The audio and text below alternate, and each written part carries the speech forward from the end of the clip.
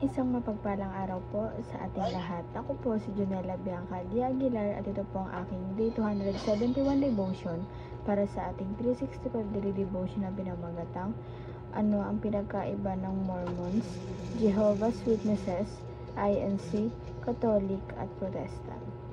At ang topic natin ngayon ay Subordinationism. Subordinationism is the false teaching that the Son is inferior to the Father in essence, being or divinity. This error denies the full deity of Christ, reducing him to a lesser divine being rather than the eternal and co-equal Son of God. Scripture, however, clearly teaches the eternal equality of the Father, Son, and the Holy Spirit, while Christ in his incarnation willingly submitted to the Father's will in role and function. This does not mean he is lesser in being. The Son is homologous of the same essence with the Father, equally God, eternal, and worthy of worship.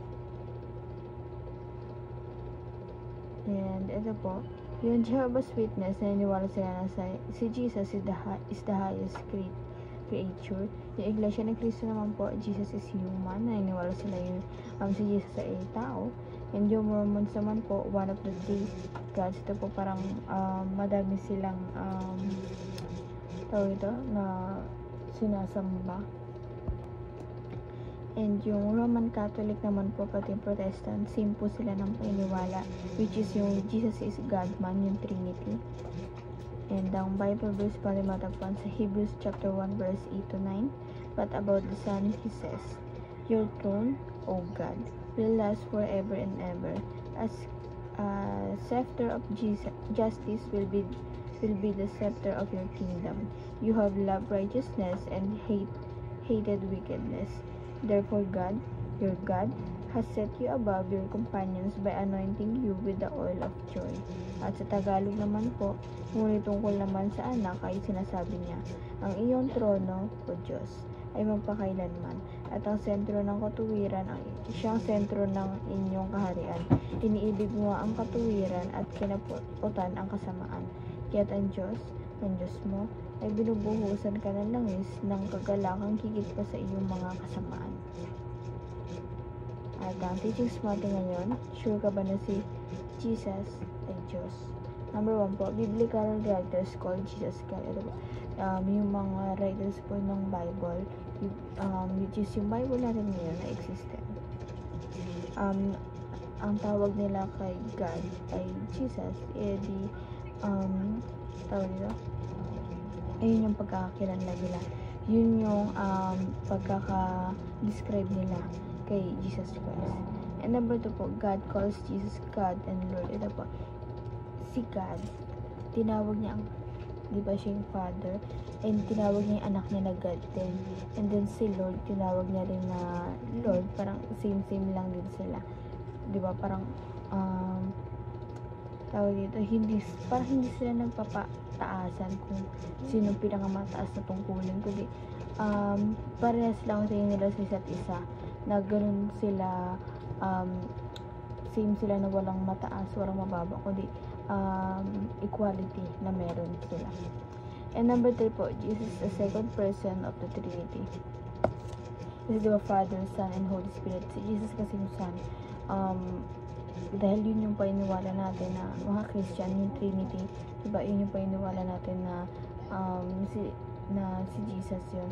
And yung Trinity naman, na pagpakahulugan ng tatlo siya, na sisimbolo siya ng tatlo, which is Father, Son, and Holy Spirit, na itong tinutukoy natin sa number 3 na si Jesus, siya yung second na person of the Trinity, which is yung Son. And the application naman po, paano ito ma-apply sa ating buhay, number 1, commit your life to Christ without reservation. Ito po, dapat hindi naman kasi kailangan nire-reserve na i-commit mo yung buhay mo sa ating Panginoon na, o ganitong araw ko-commit ko na sa yung buhay ko i-reserve mo. Hindi po, kailangan always dapat tayong committed sa ating Panginoon na walang reservation na sinasabi, kundi always dapat wala tayong pinipiling araw, walang tayong pinipiling lugar, na pag masaya lang tayo, doon lang tayo mag-commit, pag puro problema na, alis na, hindi po, that consistent tayo na committed sa Kanya. And number 2 po, invest your money and resources in Jesus' agenda. Ito po yung mga money natin, di ba? Mas maganda talaga na ibigay natin din sa ating Panginoon dahil siya din naman ang nagbigay din sa atin ng mga resources, diba, ng money na ngayon na nahawakan natin, na income natin, na maganda gawin na ibalik din natin sa kung sino man ang nagbigay sa atin ng ganong bagay. And number 3 po, use your time wisely in the service of Christ. Ito po, kailangan talaga natin yung oras natin, syempre 24 hours lamang po iyon, na kailangan wala tayong dapat sayangin na oras, kailangan naka-align talaga dapat yung oras natin, at the same time, kahit na madami tayong ginagawa, dapat naka-align din yung oras natin para sa ating Panginoon, that minimake sure natin na may time pa rin tayo sa Kanya. And yun lamang po ang aking devotion ngayong araw. Sana po matutunan kayo at kung itong kalimutan na i-share sa ating mga mahal sa buhay, ang God bless po sa ating lahat.